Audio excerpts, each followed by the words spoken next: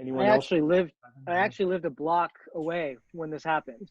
Wow. So In Capitol so Hill? yeah, I lived on Wow. 24th Avenue East. And I Mm, remember that morning because there was just a grip load of cops and sirens. And then, we weren't really that into cell phones. We didn't have that smartphone kind of component to be able to check everything right away.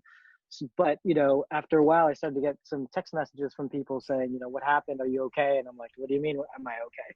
right. And we realized that there had been a mass shooting, like before it was called that, um, right next to us, like basically about 4 blocks away, you Wow. know.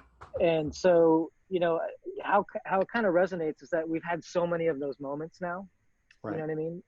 Of like, oh, there's another shooting.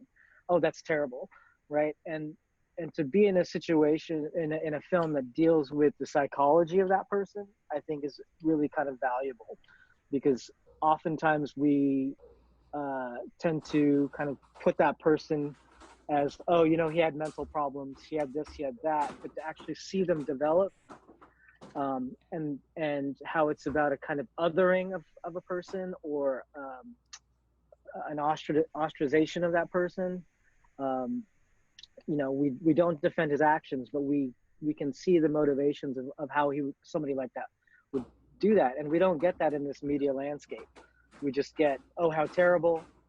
The person was violent, had a history of this or that, and you get a very kind of one-dimensional version of that. And so I think, you know, um, being able to see that in Wallflower, of like, Right. and not even kind of over explaining it, but just watching takes of interactions and the slow kind of spiraling down of this person to do that kind of thing, I think is very helpful.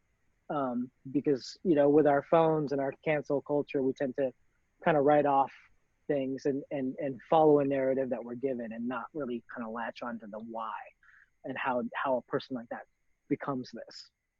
Mm, the why. Yeah, we're all about the why in this film for sure. Yeah.